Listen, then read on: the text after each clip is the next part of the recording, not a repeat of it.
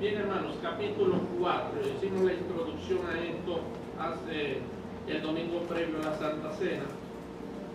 Y acá el escenario, el contexto, ¿verdad? Es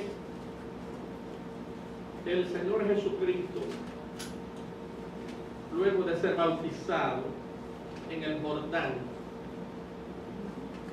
comenzando su ministerio aquí en la tierra, dando inicio al llamamiento que Dios le hizo, dando inicio a la obra que Él vino a hacer en este mundo. Habíamos hablado, ¿verdad?, que el Señor, siguiendo la costumbre del Antiguo Testamento, siguiendo lo que está establecido de hecho en la ley, ¿verdad?, comienza a los 30 años el ministerio. Y para comenzar, todo llamamiento ministerial, todo ministerio, el Señor, que entendemos que es nuestro sacerdote, que entendemos que es el rey, que entendemos que es el profeta, todos estos conceptos contenidos en la noción de Mesías, el Señor tenía que ser iniciado, ¿verdad?, que ser consagrado para comenzar a hacer su trabajo en la tierra. Amén. Y como los sacerdotes, como los reyes, como los profetas, esta iniciación, este comienzo, ¿verdad?, tenía que señalarse como en el Antiguo Testamento. ¿Se recuerda cómo era el comienzo del llamado ministerial de las personas? ¿Cómo era que comenzaban? Aquí estoy, vamos a comenzar a trabajar. ¿Cómo era que comenzaba? Si ese es el arrepentimiento. Mi pregunta es, ¿cómo? Pongan atención a la pregunta. ¿Cómo era el procedimiento que marcaba el inicio de un llamamiento ministerial? Sacerdotes, reyes, ¿cómo era? Llegaba y decía, ok, ya, estoy listo, arranca. ¿Cómo era? Ungido. Tenía que ser ungido porque el aceite. ungido. El ungimiento en el Antiguo Testamento, ¿cómo se hacía? Con aceite. Con aceite. Se derramaba a los sacerdotes el aceite de la unción, a los reyes aceite de oliva, ¿correcto? Eso marcaba el ungimiento. Y recuerden que decíamos que este tiene aún en día paralelo cuando los presidentes, cuando alguien va a ser encomendado para un trabajo, ¿verdad? A los presidentes se posicionan, comienzan su trabajo no echándole aceite, sino poniéndole la banda presidencial. Puede haber sido electo, pero hasta que no sea impuesto, investido de la banda presidencial, ¿verdad?, no puede comenzar a funcionar como presidente. ¿Saben eso, verdad? Acá es lo mismo. El Señor va a comenzar su ministerio aquí en la tierra como Mesías, ¿verdad?, como sacerdote, como profeta, como rey. Amén. Tienen que ser ungidos. Se utiliza aceite en la unción del Señor. No. ¿Con qué es ungido el Señor? El Espíritu Santo. Con Espíritu Santo. El Espíritu Santo, entonces entendemos que es la unción. ¿Quién unge al Mesías? El Padre. Dios mismo, con la unción, con el Espíritu Santo que vino sobre él. En el momento que viene el Espíritu Santo sobre él, ¿verdad?, él ya es ungido con Espíritu Santo y con poder, va a decir posteriormente uno de los evangelios. Amén. Y de ahí ya puede comenzar, iniciar su ministerio. Amén. Comienza. Fíjense la narrativa. Capítulo 4, versículo 1 del Evangelio de Lucas. Jesús, lleno del Espíritu Santo, porque vino el Espíritu Santo sobre Jesús, ¿verdad?, como paloma, y se oyó la voz del cielo que dijo, he ahí mi Hijo amado, en quien tengo complacencia. a la hermana Clara. Estamos leyendo capítulo 4 del Evangelio de Lucas, el verso 1. Si no tienen la escritura, escuchemos bien. A los que no tienen Biblia, escuchen bien. Fíjense bien, Jesús, lleno del Espíritu Santo, volvió el Jordán y fue llevado por el Espíritu al desierto. Amén. El Evangelio de Mateo dice que fue llevado por el Espíritu al desierto. ¿Para qué? Para ser tentado por el diablo. Vamos a reflexionar sobre esto un momentito. Fíjense bien. Es unido. Comienza el Mesías su ministerio. Y lo primero que sucede, uno esperaría que el Señor comienza el llamamiento, ¿verdad? Yendo a predicar lo que Él vino a predicar, arrepentimiento para el perdón de los pecados. Amén. ¿Verdad? Que comenzara desde ese momento a llamar.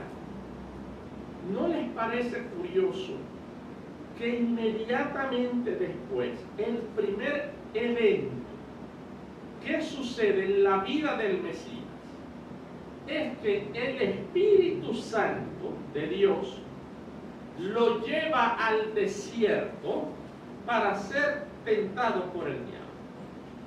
¿Qué malo es el Espíritu Santo? ¿Se podría decir eso? Obviamente no. Eso tiene un propósito. No, yo siempre digo, una manera jocosa de poner, no se le había terminado de secar el pelo al Señor de haber sido bautizado en el Jordán, cuando el Espíritu Santo lo primero que hace es que lo lleva al desierto para ser tentado por Satanás. ¿No les parece eso interesante? ¿Qué propósito creen ustedes que hay en eso? ¿Qué propósito creen ustedes que hay en eso? ¿Por qué el Espíritu Santo hace eso? Una enseñanza para la iglesia. Ok. Un hermano afirma para probar la fidelidad de Jesús. Otro hermano para enseñar. ¿A quién enseñar a quién, hermano? A nosotros. A nosotros, no a Jesús, sino a nosotros. A nosotros. Muy a bien. La iglesia. Para probar la fidelidad, esa es una respuesta. Para enseñarnos a nosotros, esa es la otra respuesta. Este es el propósito. Muy bien, hermanos. Este es el propósito de Dios y del Espíritu Santo. Inmediatamente confrontar a Jesús con la tentación. Porque recuerden que Jesús es el segundo Adán. El primer Adán lo hizo Dios. Tiene su origen en Dios. ¿Quién fue el que hizo Adán? Dios. Dios. ¿Con pecado o sin pecado? Sin pecado. ¿Con libre albedrío o sin libre albedrío? Con libre albedrío. Amén. Y fue tentado, él y la mujer. Amén. ¿Y qué sucedió con la tentación? Sin ser libre de pecado, ¿qué sucedió? Optaron en ejercicio de la racionalidad, en ejercicio de la libre albedrío, de una decisión ética, optaron ellos en desobedecer. Amén. La tentación, cuando Satanás los vino a tentar, desobedecieron. Amén. Recuerden que la primera profecía del Mesías está contenida en Génesis 3:15. ¿Qué dice Génesis 3:15? Lo que le dice Dios a Satanás: y pondré enemistad entre ti y la mujer, y entre Tu descendencia. la simiente de esa mujer con la tuya. Tú lo herirás a él en el talón, pero él te va a destruir por la cabeza. Amén. Este instante da cumplimiento a eso. No obstante, así como Adán tiene su origen en Dios, ¿verdad? así Jesús tiene su origen en Dios. Jesús es humano como Adán o no es humano como Adán. Sí. ¿Cuál porcentaje de humano como Adán era Jesús? 100%. 100%. Eso implica que Jesús es, desde el punto de vista del rigor de la esencia humana, Jesús es igual a Adán. Amén. Con libre ejercicio de libertad. Amén. Con la debilidad de ser tentado y con la posibilidad de pecar. Y esto escandaliza a algunos, pero lo dice la Biblia claramente en hebreo, ¿verdad? Vino a ver la colisión. El Espíritu Santo dijo, anda para ser tentado, para probar la fidelidad, como dijo Ana, para probar la fidelidad. Y fue tentado por Satanás con las mismas tentaciones que utilizó con la primera pareja en el jardín del Edén. Ahora, Jesús ha podido haber caído en la tentación,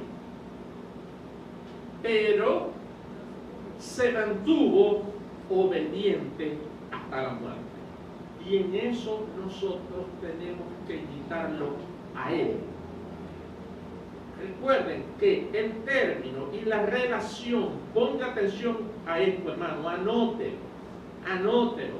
mándalo a sacar en un afiche, póngalo grandote, así como es, en su casa, en el cuarto, en el espejo de la mañana donde se va a cepillar los dientes. El concepto, la relación padre-hijo que se establece entre el Padre y Jesús el Hijo, no es como piensan los árabes o como piensan algunos, que es que el Padre tuvo relaciones sexuales con una mujer y engendró a Jesús. Es un disparate. Amén.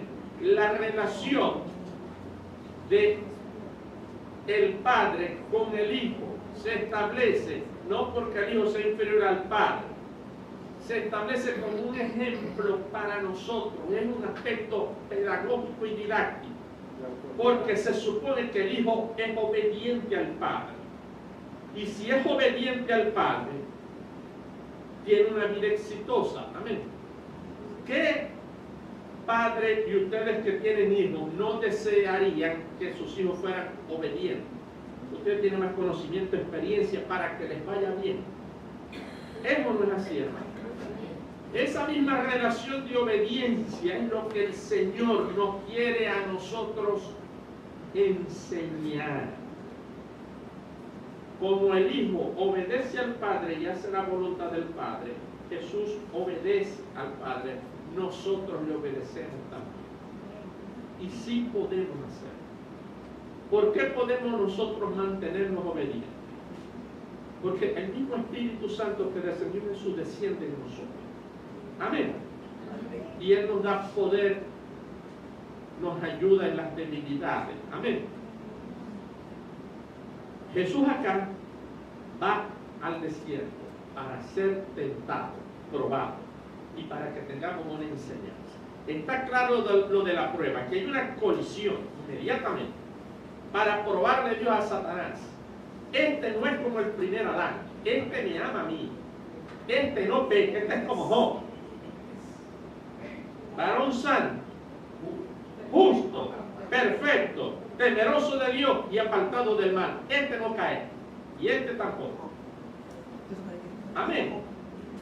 Hermano, la enseñanza es para nosotros que como cristianos, una vez que recibimos el Espíritu Santo, para poder nacer de nuevo, porque no se puede nacer de nuevo si no se recibe el Espíritu Santo. Amén. Porque ese es el que luego de que Dios nos limpia con su sangre, es el que nos llena y nos conecta con Dios y podemos discernir lo espiritual. Eso lo hace el Espíritu Santo de Dios. Amén. El Espíritu Santo viene sobre el creyente y lo hace nacer de nuevo, regenera, nace de nuevo, y Dios le da el Espíritu Santo para que ese espíritu humano, conectado con el Espíritu Santo, vuelva a tener una relación con Dios, porque ya hay una reconciliación con Dios. Amén. Amén. Aquí se nos está enseñando, hermano, que usted como cristiano recibe el Espíritu Santo. E inmediatamente que nosotros nos convertimos, ¿sabe qué va a suceder? Satanás nos viene a tentar. La lucha espiritual real del ser humano, que es creyente, porque no hay lucha espiritual entre un no creyente y Satanás. Hay una lucha, es de él, es hijo de él es quien lo gobierna, Satanás es su señor. ¿Qué lucha va a haber?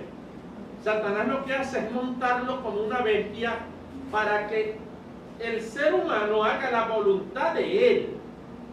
Por eso no voy a dejar de fumar, voy a dejar de beber, voy a dejar de decir grosería, voy a dejar de ofender, voy a dejar de tener rencor.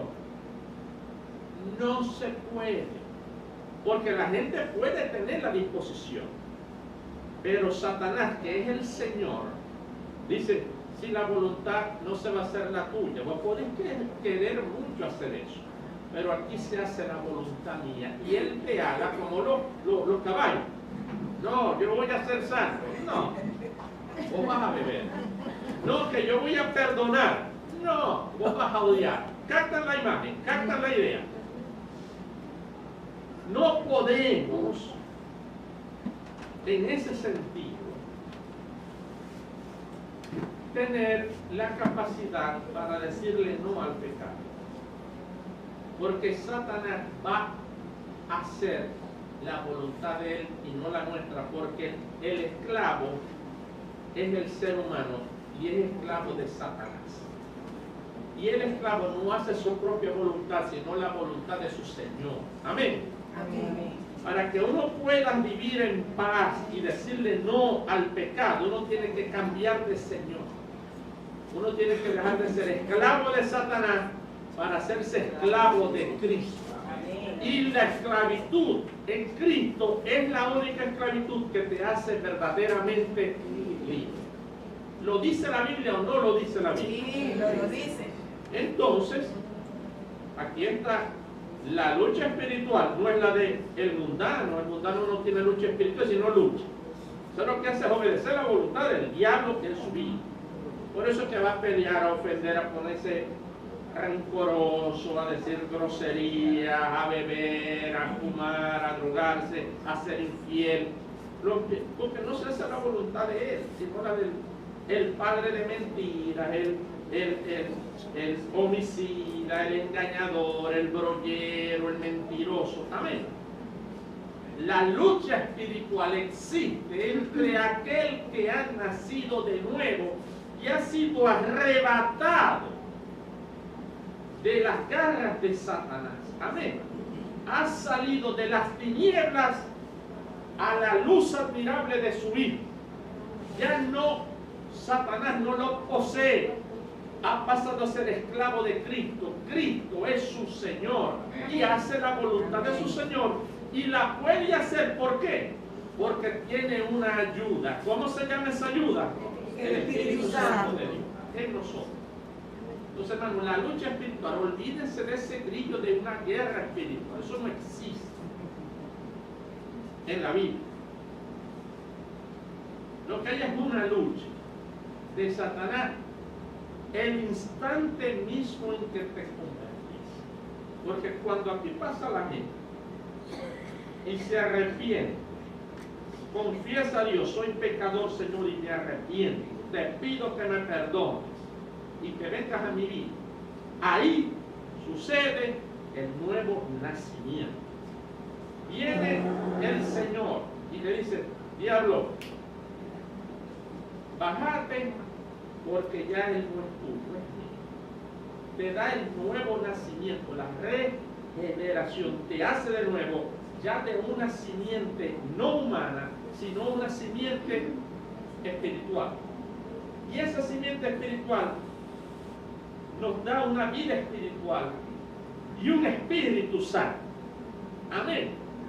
¿Tenemos el Espíritu Santo al convertirnos? Claro que sí. De hecho, en mi opinión y mi interpretación de la Escritura, que yo creo que es acertada, no existe tal cosa como un bautismo del Espíritu Santo posterior. No. El bautismo del Espíritu Santo es el sumergimiento. Bautizo es sumergir en griego. O por completo ser cubierto.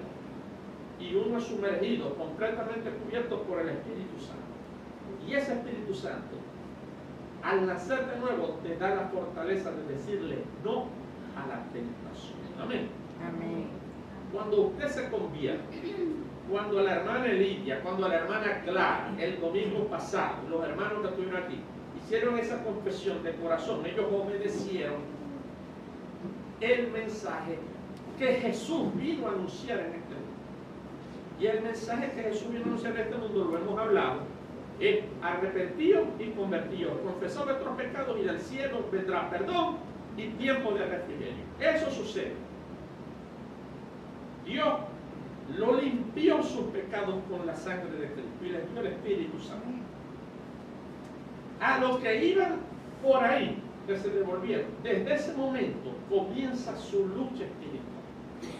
Satanás lo que va a hacer es venirles de nuevo a traerlos a su terreno. Amén.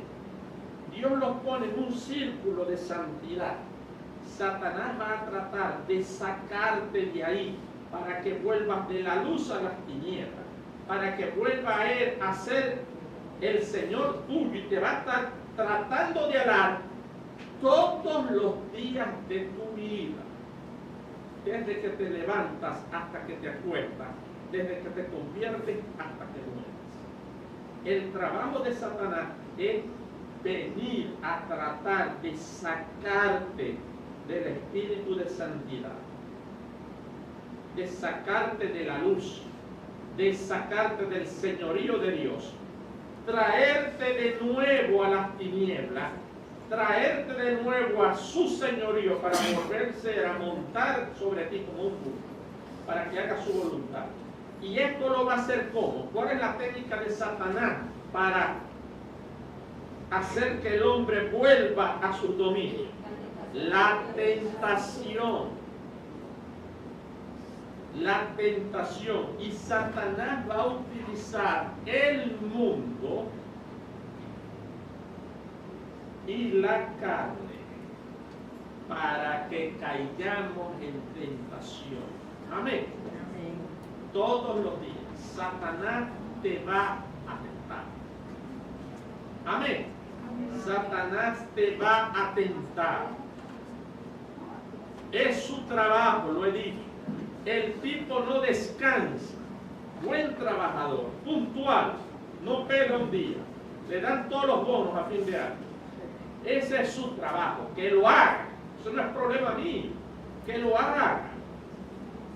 El problema mío es no caer en la tentación de él.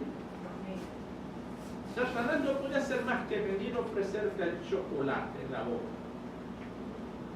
Pero el que la abre somos nosotros.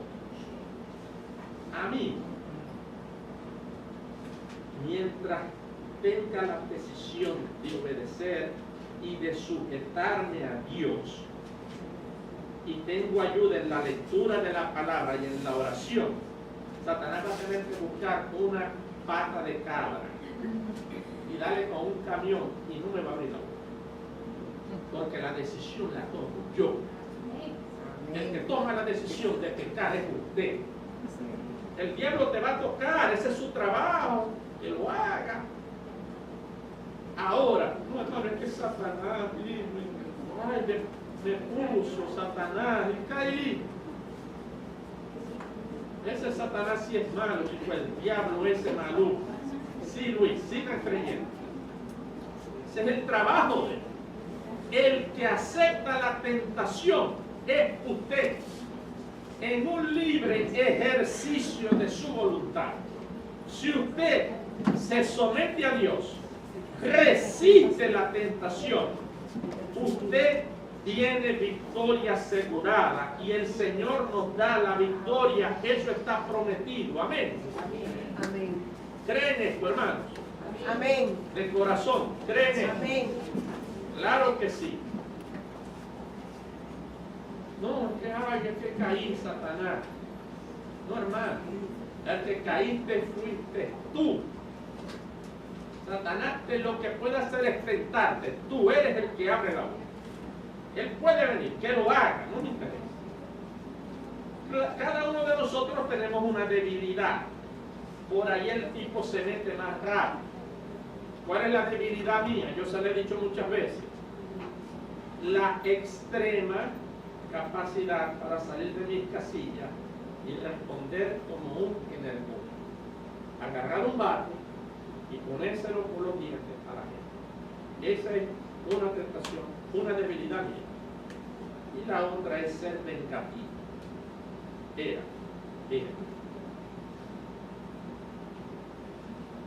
¿Por dónde creen ustedes que me va a atacar Satanás? ¿Por el alcohol? No, yo no bebía. Por la ira. Por las mujeres. No. Yo no fui mujeriego en el mundo. Me va a atacar por la ira. Entonces, cuando vaya saliendo de aquí, que me voy saliendo, viene un carro abusador y se trata de llegar y se me mete al alma. Viene Satanás. Utiliza a la gente del mundo, al mundo y a la gente que está en él para tentarme a mí. Viene el tipo y se me mete por adelante y arriba de todo me ofende. La carne. Eso es obra de Satanás. La carne.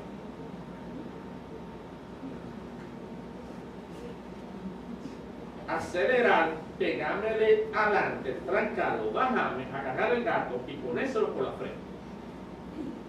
Eso es lo que yo siento. ¿Ustedes creen que a mí se me ha quitado eso? Sí, no se me ha quitado a mí. Las ganas están ahí, igualitas. Lo que hay nuevo es el Espíritu Santo. Como yo en la mañana, Padre nuestro que estás en el cielo, con la oración modelo, dije en esa oración, y no me dejes caer en tentación, y líbrame del mal. Y cuando lo oro con conciencia. Entonces esa oración le estoy pidiendo a Dios que me ayude, someto la carne, respiro duro. ¿Qué estoy haciendo ahí? Me acuerdo de la Biblia, ¿verdad? ¿Qué estoy haciendo ahí? Me estoy sometiendo a Dios. Estoy resistiendo al diablo. ¿Y qué sucede? Entonces agarro el carro y acelero, pero con una sonrisa, bajo el vidrio. Dios te bendiga, amigo. Estás apurado, pasa. Amén. Sencillo. Viene una mujer en la calle, jovencita, como se visten ahora, ¿verdad? Con un escote, ¿verdad? Y con una minifalda hasta aquí, ¿verdad? Y me vienen a tentar. Yo tengo dos opciones. O miro, o cierro los ojos y volteo. Sencillo. ¿Dónde está el patruno? No, refrendo. No, la decisión está en mí. Y yo me someto y eso se vuelve un hábito. Hermanos, trate de que se vuelva un hábito. Hábito. Ya yo no tengo que pensarlo. Ya lo he internalizado mi sujeción a Dios en esa área que ya me sale naturalito. Viene una mujer a tentarme, y yo no que, ahí viene. No, es un hábito rapidito así. Cierro los ojos y volteo la cara, sencillo. Y me tientan, siento, sonrío y le digo Dios te bendiga. Eso es automático, es un hábito. A veces caigo. Pero en el cristiano el pecado es la excepción y no es la regla. Amén. Porque el que diga que no peca se engaña a sí mismo y hace mentiroso a Dios. No era que pecamos, pero el pecado es una excepción y no es la regla. En el mundano es al revés. El pecado es la regla. El que no peque es lo excepcional. Amén. Entonces sí, me duele y en oración me acuerdo del pecado, lloro Dios, te herí, Señor, te puse triste, yo no quiero ser motivo de tristeza, yo quiero que tengáis siempre una sonrisa en tu cara por mis acciones. Perdonad, y la sangre de Cristo nos limpia. Amén. Y no lo hago más. Porque te confiesa su pecado y sea aparta, alcanzará misericordia. Amén. Clarito. Se entiende clarito y sencillo. Amén. Entonces viene Satanás, tentar. ¿Qué hace? Tranca la boca. Listo. Amén. Viene un problema, hermanas, por allá atrás. Problema. El mazo ese cuando uno hace la... Lo voy a poner en la frente. Natural. Eso no, hermano. Eso lo va a tener siempre. Lo nuevo es que ahora puede decirle no a la tentación y no ceder. Y ejemplo de eso, la enseñanza de eso, la tenemos en la Biblia. Por eso es que el primer evento que narra la Biblia, una vez que Jesús recibe el bautismo, es la tentación, para enseñarnos que sí podemos vencer. Y vamos a ver acá 3 tentaciones típicas. Vamos a ver el texto, verso 2. Entonces, fue llevado por el Espíritu al desierto para ser tentado por el diablo. Verso 2. Fíjense bien lo que aquí vamos a conocer, hermanos. El vil carácter de Satanás. Lo maluco que es Satanás. Lo maluco que es Satanás. Vamos a ver aquí. Atención. Vamos a leer esto. Esto es tremendo. Verso 2. Por 40 días. Lo llevó al desierto. Por 40 días. Y era tentado por el diablo. Y como no comió nada en aquellos días, pasados los cuales, ¿qué sucedió? Tuvo hambre. Después de 40 días, el desierto de Judá, ahí no crece ni la grama, ni la paja, ahí no hay nada. Eso es piedra y arena pareja. El desierto de Judá. 40 días en ese desierto con ese sol. ¿Qué le va a pasar? Tuvo hambre. Entonces, verso 3, entonces el diablo le dijo, aquí hay una cosa importante. Número 1, Satanás es paciente. Va a esperar que estés en el momento más vulnerable. Él tiene todo el tiempo del mundo, el tipo no se cansa, no tiene cuerpo, espera.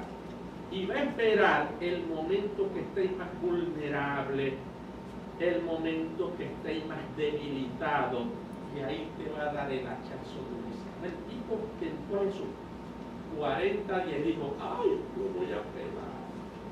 40 días, si no en el estómago, no hermano, lo voy a tentar, ese va a caer rapidito. Y le dice el diablo a Jesús, miren esto, si eres hijo de Dios, esto es importante, si eres hijo de Dios, fíjate que ya lo está agarrando por el grillo, por la vanagloria. Mira, si vos sois el hijo de Dios, di, confiesa, proclama, decreta que estas piedras se conviertan en pan. Amén. Jesús, por el Espíritu Santo, y en él operaban los dones, podía tener el seguro en la capacidad de hacer el milagro de que las piedras se convirtiesen en pan, cayendo en la tentación. ¿Qué es lo que se está buscando aquí? Probar eso que hoy predican los falsos pastores y los falsos profetas, del poder de la palabra, del poder de la declaración, la superfe. Le voy a probar la fe, la superfe, la superioridad espiritual. Voy a procurar que se focalice más en lo terrenal que en lo espiritual. El hambre pega. Amén. Di, confiesa. En ese grillo y en esa tentación han caído la mayoría de las iglesias cristianas hoy día. No, mi hermano, confiese. Usted es hijo de Dios, declárelo, decrételo. Tiene problemas, tiene una necesidad, decrételo. Bueno, aquí nos está enseñando que esa tentación es la primera que le pone el diablo al Señor. Y decreta que se convierta en clara. Ahora, ¿qué es lo que hace Jesús? Lección número 1. Pone su atención en lo espiritual y quita la vista de lo terrenal. ¿Y cuál es la respuesta acá?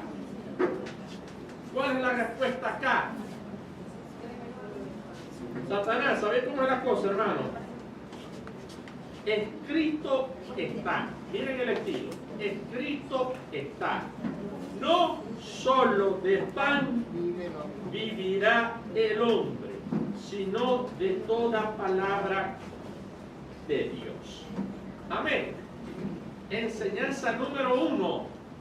A la tentación del grillo, de la superioridad espiritual, de la superfe, ¿verdad? El Señor no cae en ese grillo. No confiesa, lo ha podido hacer. En mi nombre, esas piedras en pan, me tengo hambre. No.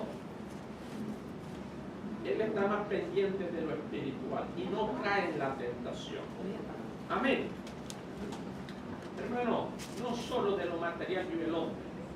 El hombre vive de verdad, de lo espiritual, de la palabra de Dios. Amén. Ese es el verdadero pan de vida. Amén.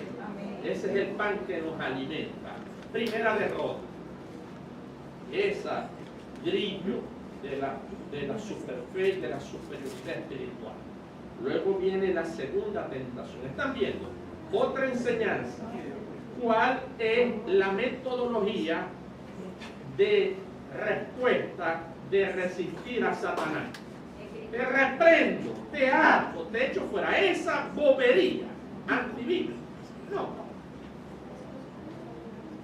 Escrito está, a Satanás se le da duro por donde le duele, con la palabra. Y esa es la otra enseñanza. Satanás, escrito está, no solo de pan vivirá el hombre, no solo de pan vivirá el hombre, sino de toda palabra de Dios. Dios, Satanás, pelee esta. Vamos por la segunda. Y le llevó el diablo a un monte alto. Aquí viene, hermano, el grillo de la vanagloria y de las posesiones materiales. El materialismo, que con casualidad, ¿no? Estos falsantes, falsos maestros, lobos rapaces que enseñan lo de la superfe y la confesión positiva, ¿verdad? También tienen eso de el deseo de vanagloria y de bienes materiales. Miren la segunda tentación. Lo llevó a un monte alto y le mostró en un momento todos los reinos de la tierra y le dijo: a ti te daré toda esta potestad de autoridad y dominio sobre todos los reinos, y además la gloria de ellos, porque a mí me ha sido entregada, y a quien quiero se la doy. Eso es verdad.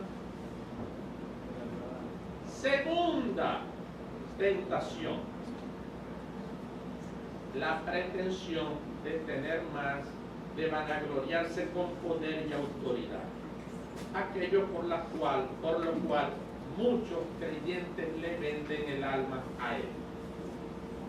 Él les puede dar riqueza. Esto, y es harto conocido, estos músicos y cantantes masculinos y femeninos que de la noche a la mañana se hacen multimillonarios, es harto conocido. De esto hay un video que han hecho un pacto para que él le dé ese poder. Pasan a ser de él y él se lo da, porque ¿de quién es dueño ahorita este mundo? ¿Quién es el dueño de él? Satanás. La tentación de esto. ¿Cae el Señor en la tentación? ¿Qué le responde? Te reprendo, hecho fuera, a lugares secos, y ¿cómo te dice? A lugares secos y desiertos. A la vida. Eso lo mandan a todos lados. A Satanás no hay que mandar a ningún lado. Y a los demonios. Él es el príncipe de la potestad del aire. Y tiene un ejército a su mando. Están inventando. ¿De dónde se habrán sacado eso? Y yo me imagino. ¿Cómo es la lucha espiritual del Señor en este tipo de tentación?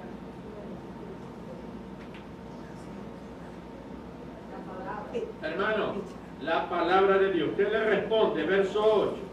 Y respondió Jesús y le dijo: vete de mí, Satanás, porque escrito está: al Señor tu Dios adorarás y a Él solo servirás. ¿Están viendo? La palabra de Dios en la mente, y con esto se somete, no cae porque se somete, resiste al diablo. ¿Con qué? Con la palabra. Y el diablo segundo golpe por la costilla, pero no se da por vencido. La tercera tentación viene. Hermano, y a esto ponga atención, por favor. La tercera tentación, verso 9. Satanás dijo: este me tiene loco. Me está dando con la espada del Espíritu, que es la palabra. Este me tiene todo cortado. Ya me voló un cacho, la segunda me voló el otro cacho. Vamos a ver que ahora eso me crece otra vez. Se agarra el rabo y se lo amarra. Ay, pero en esta sí va a caer. Porque el tipo viene y me está dando con la palabra. Le voy a citar la palabra. Hermano, esta es una enseñanza importante. Satanás, para engañar, puede utilizar la palabra de Dios, sacándola de contexto y torciéndola, interpretándola erróneamente. Y eso es lo que hace hoy día muchísimos pastores y apóstoles y evangelistas: torcer la palabra de Dios. En mi opinión, un instrumento de Satanás, a veces hasta encubiertos en la iglesia. Cash Luna, Maldonado, Ronnie Chávez, en mi opinión, servidores de Satanás, porque son especialistas en usar la Biblia, pero la tuerce. Ay, no, pero es que él lo dice por la Biblia, pero la tuerce. La cosa no es citar la Biblia, interpretarla bien. Y para eso tenemos al Espíritu Santo, el amor y la humildad, el deseo de servir, el deseo de dar y no de recibir. Porque estos engañadores lo primero que hacen es torcer para sacarte los cobres, la plata. Por eso las robatónicas, las maratónicas que hacen estos ladrones cada 3 meses, para engañar a la gente. Y la gente rauda y me los va y da hasta las casas.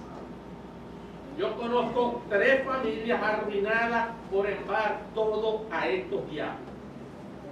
Y estos diablos gozosos se hacen la rumba y ellos en la ruina, sin casa y sin trabajo.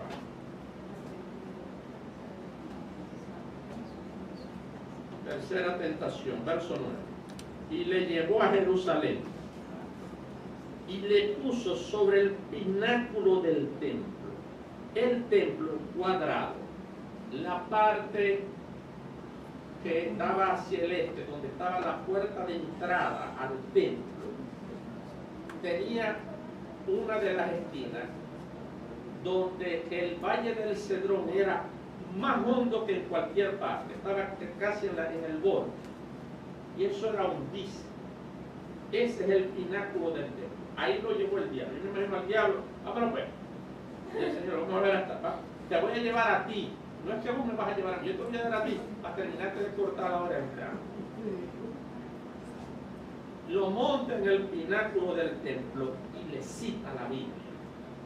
Como ya le había dado 2 veces con la Biblia, yo digo: nada, yo le voy a dar con la Biblia. Están viendo el vil carácter de Satanás. Están viendo como todo el abanico de estrategias, hasta la Biblia usa para engañarnos. Por eso es que Pedro dirá más adelante Y esto no es maravilla. Cuando habla de los falsos apóstoles, que engañan, y diga, y no os maravilléis por esto, porque el mismo Satanás se disfraza de ángel de luz. Así también sus falsos apóstoles se disfrazan de personas piadosas y de justicia. ¿Está en la Biblia o no está en la Biblia? Sí. Entonces, no nos dejemos engañar por lo que, ni se dejen engañar aún por cualquiera que les diga que es una gran persona, ni por mí que soy el pastor de ustedes. Yo puedo torcer la Biblia, desviarme, torcer la Biblia y engañarlo. Siempre pendiente, buena interpretación. Amén. Ahora, eso de ustedes, ahora de a mí para ustedes igualito. No, me viene y yo les puedo decir, mostrarme eso por la Biblia bien interpretada. Amén. Y ahí vamos, vamos y vamos. La tentación lo lleva y le dice, si eres hijo de Dios, échate de aquí abajo, porque escrito está. Como ya le había dicho el Señor, escrito está. Ahora viene y le dice, echate la tentación, la vanagloria, el brillo, porque escrito está. Y le cita el Salmo 91, chicos, de memoria. No sacó la Biblia, dice, porque escrito está, sacó la Biblia y le dijo, no dice eso, se la sabe de memoria. Es bruto, pero se la sabe. Buena memoria tiene. Y le dice así, porque escrito está, a sus ángeles mandará acerca de ti para que te guarden. Y en las manos te sostendrán para que no tropieces con tu pie en pie. Le citó el Salmo 91. Pero fuera de contexto. Y un texto fuera de contexto es un pretexto para hablar blasfemia. Siempre lo he dicho. Nunca se deje persuadir porque le citen un versículo. Siempre diga. Y ya aquí muchísimos están, pero muchachos, en esto están, me da tanto gozo, me da tanta alegría. Cuando yo les digo un versículo, dicen, un momentico hermano, dígame Juan Zambrano, ¿aperrea o me tiene? Un momentico hermano, vamos a leer el contexto. Y yo me lleno de gozo. Hermano, habitúese, un momentito, vamos a ver cuál es el contexto. Porque eso no es verdad lo que le está citando. Ahí está. Pero el contexto es ese. A ese no es. Entonces le corrige la desviación doctrinal, citándole la Biblia también. ¿Qué genio es el Señor? Y Jesús respondió y le dijo, dicho está, no tentarás al Señor tu Dios. Las tres tentaciones. ¿Y qué dice el verso 13? Piense bien cómo se cumple lo que diría posteriormente el Nuevo Testamento. Someteos pues a Dios, decidí ser obediente, resistí al diablo, dale con la Biblia y él huirá de nosotros. Mire cómo se cumple, verso 13. Y cuando el diablo hubo acabado toda tentación, se apartó de él por un tiempo. Yo me imagino que se fue para la clínica de sueño, le metió una cura de sueño, ¿verdad? Con la cola se la cosieron, pero a lo que el tipo se levantó, el muchacho fue a seguir echando palos. Es lo que Satanás hace con nosotros. Esta enseñanza es el propósito de que lo primero que se narra en la Biblia, luego de que el Señor recibe el Espíritu Santo, es ser llevado por el mismo Espíritu al desierto para derrotar aquí a Satanás y para enseñarnos, como decía la hermana, para darnos la enseñanza de que sí se puede hacer, sí se puede vencer la tentación, sí se puede someter la carne, sí se puede decidir obedecer al Espíritu. Porque no es como muchos cristianos creen también. No, hermano, que le estoy orando para que el Señor me quite esto de tener odio. Estoy orando para que el Señor me quite la borrachera. Eso es lo que dice la Biblia. La Biblia dice, quítese de ti, ¿verdad? Apartado, vencer con el Espíritu la carne. Amén. Son órdenes, el paso lo tomas tú. El Espíritu Santo te ayuda, pero el primer paso lo toma usted. De manera que esa otra mentira, de que luego que venís a Cristo, no, hermano, que no puedo dejar de odiar, no puedo dejar de beber, no puedo dejar de mentir. No, es que eso es una maldición generacional.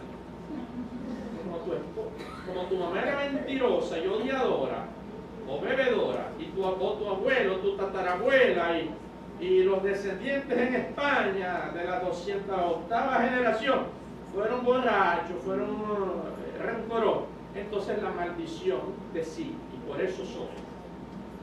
Sí, Luis. Eso es lo que yo llamo el síndrome del Edén. Échale la culpa al otro y no asumir uno la responsabilidad. Olvídese de maldición generacional, porque si usted está en Cristo, nueva criatura, y las cosas viejas pasaron, todas son hechas nuevas. Y si Cristo llevó la maldición de la ley, ¿cómo no va a llevar la maldición cualquiera que usted pueda haber recibido? ¿Es o no es? ¿Quién hizo la ley? Dios. ¿Y quién fue el que anuló la ley que él mismo hizo? Dios, en la cruz. Amén. Amén. Entonces va a anular la maldición que él mismo puso. Pero la que te echó tu abuela, o la bruja, o tu mamá, esa no la puede anular. Sino que tenés que ir a un ministerio de liberación. Entonces es el ser humano el que te libera. ¿Y dónde habrán sacado este disparate diabólico, hermano? El mismo diablo. Porque al enseñar el libro ese del falso Neil Anderson, ¿cuántos? 7 pasos para la liberación. Eso es un disparate. Si eso es como dice Neil Anderson, entonces en vano murió Cristo. Porque la obra de Cristo en la cruz es completa o no es completa. Responda. ¿Es perfecta o no es perfecta? Perfecta. Todo quedó algo por hacer. No. ¿Todo lo hizo o no lo hizo? Todo. Claro que sí, por eso la palabra tetelestai, porque es intraducir al español, consumado es, que habría que traducir, dice, todo lo que había que hacer para que estés salvo, victorioso y feliz, ya yo lo hice por ti en la cruz, tú solamente tienes que aceptarlo, someterte a Dios y obedecer. Amén. Amén. Y poner de tu parte. Y no echarle la culpa a la abuelita o la mamá. Porque Cristo te hizo libre. Amén. Porque si estuvieras en Cristo, Él os hará verdaderamente libre. ¿Cómo no, hermano? ¿Qué pasa con esas personas que siendo creyentes, siendo la iglesia, teniendo la responsabilidad de predicar y de la palabra, que actúan en esa forma, ¿verdad? Liberando, que son buenas personas, de forma general, que son buenas personas, pero creen realmente en ese ministerio de liberación. ¿Qué pasará con esas personas una vez que esas personas parten? O sea, son personas que realmente tienen buenas intenciones, pero que están ignorantes de la palabra. Realmente, yo te entiendo. no, realmente, ¿qué pasa con ellas? Dios tendrá misericordia de ellas. Buena pregunta. Una respuesta a ella tiene que ser tan compleja, es multiforme. Número 1, hay un dicho que por el hecho de que no sea bíblico no implica que sea cierto, porque en la Biblia se dicen dichos que no son bíblicos pero son ciertos. ¿Amén?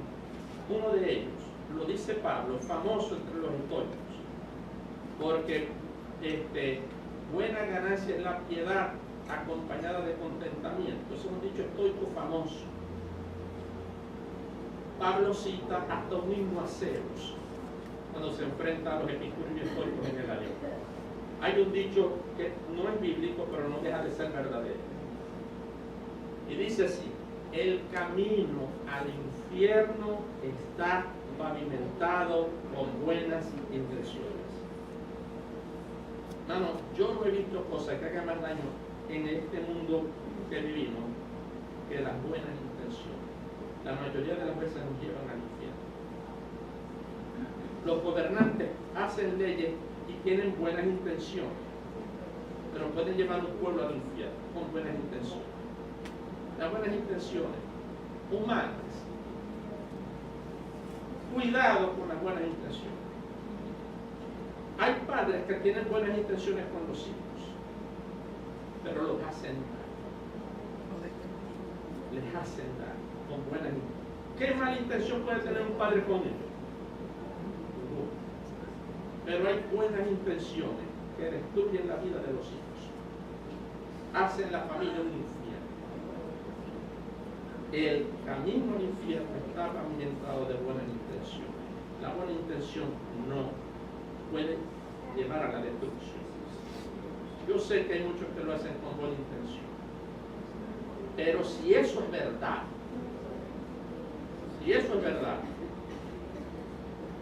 y lo ignoran, cometen un pecado porque han decidido creer en la estrategia humana y no en la Biblia. Pero hay un versículo que dice: mi pueblo pereció por falta de conocimiento.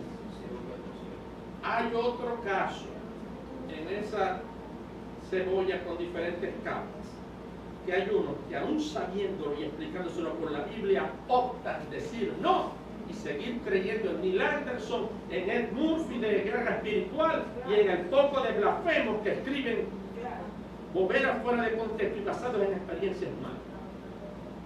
Para mí, si son de estos últimos, han negado la obra de Cristo en la fe y han dicho a Jesús: hermano, primo, consumado no está, porque hace falta la liberación con la metodología que yo tengo.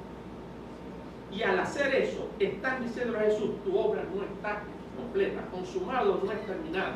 Consumado es que el propósito para lo cual existo se cumple plenamente. Consumar es parte de consumir algo. Y Jesús se consumió a sí mismo para consumar la obra. Plena, completa y perfecta. Amén. Amén. Por lo tanto, no necesita añadirle nada. Uno se lo explica por la Biblia. Y además es que yo sé, yo he estudiado de dónde vienen estas mentiras de las maldiciones espirituales. Yo he dedicado 12 años de mi vida estudiando esto al milímetro, con precisión. La hermana Daisy me ha acompañado, el hermano Orlando me ha acompañado en esto y hemos gastado horas de estudio. Yo tengo la documentación. Eso viene del invento y de la vanagloria humana. Vamos a creerle al Señor. ¿Cuántos escogen en esta mañana confiar simple y sencillamente en lo que dice la Biblia, interpretar en su contexto y de manera coherente? Porque lo que dice una parte de la Biblia tiene que estar en coherencia, tiene que ser congruente, tiene que encajar con otro versículo de la Biblia, no lo puede negar. Amén. Eso es una manera de probarlo. Es la segunda regla de la hermenéutica. La Biblia se interpreta ella misma. La primera regla de la hermenéutica: todo texto fuera de contexto es un pretexto para hablar de la fe. Lee la cosa en el contexto. La segunda regla de la hermenéutica: la Biblia es su propio intérprete, no la experiencia humana. Porque si ustedes en los libritos estos de maldiciones generacionales, de guerra espiritual, yo le pido que me consiga el primer libro, yo los tengo todos, allí están en la biblioteca, que los he leído. Todos comienzan con una experiencia personal. Yo cuando estaba en África predicando, la mayoría viene de misioneros norteamericanos que se van a lugares difíciles de África e India y salen con las tablas en la cabeza. Porque una cosa sí les digo, y esto está quedando grabado y va a salir en internet. Muchos misioneros, porque conozco muchos, van a misiones, es porque no saben de qué palo guindarse. Tienen problemas de socialización y una manera de escapismo es irse solo para un sitio, salir de la familia y salir de la responsabilidad de la iglesia y se van a otro país con muchas buenas intenciones, sin saber Biblia, creyendo que con las buenas intenciones les va. Vienen los espíritus y los revuelcan e inventan guerra espiritual. Así es que nace eso. Y su autor que inventa estas blasfemias, el que inventa guerra espiritual, que de ahí sale a confesión, no, confesión positiva viene de otro, pero guerra espiritual, maldiciones generacionales, espíritus territoriales y el movimiento apostólico y profético, esta última que es como la cereza sobre el helado, diabólica, tiene nombre y apellido, es Peter Walker, y ahora se pone un nombre antes de Peter. Peter Walker es el inventor de estas cosas. Y todo lo que ha escrito ese hombre después que el diablo lo engañó es diabólico. Espíritus territoriales, apóstoles y profetas, maldiciones. Él es el que ha infectado todo esto. El hijito en habla hispana de Peter Walker, el sumo pontífice de él en el habla castellana, se llama Ronnie Chávez. Y luego de ahí se han sumado todas las diabolicidades. Y como dice la Biblia, un poco de levadura leuda toda la masa. Un poquito de pecado nos ha llevado a otro pecado, y al pecado del cual voy a hablar hoy, negar la venida de Cristo mucho, e implantar el reino de Dios aquí en la tierra, lo que se llama el gobierno, el dominionismo o el reino ahora, o quinto en lo que han terminado, porque un poco de levadura, un poco de error, lleva a otro. Y como dice el Salmo, un abismo llama a otro abismo a la voz de su cascada. Comenzaron con un chorrito y ya van por 3 veces el santuario. Amén. Aprendamos de esta lección, porque luego que Jesús vence, le dice, me imagino a Dios, fíjate, este no es como el primer Adán, este es el postrer Adán. Este no cayó en la tentación, este se sujetó a mí. Y por medio de los padecimientos fue perfeccionado. Y vino entonces a aprender obediencia y a ser entonces autor de la salvación de aquellos que en él creen y en él confían. Amén. ¿Qué pasa después? Y con esto termino. Verso 14. Y Jesús volvió en el Espíritu, en el poder del Espíritu a Galilea, y se difundió su fama alrededor y se difundió su fama por toda la tierra alrededor. Y aquí comienza el ministerio ya abierto y público del Señor, cuando le dan en una sinagoga que va el libro y el rollo de Isaías. De eso hablamos en otras clases. Amén.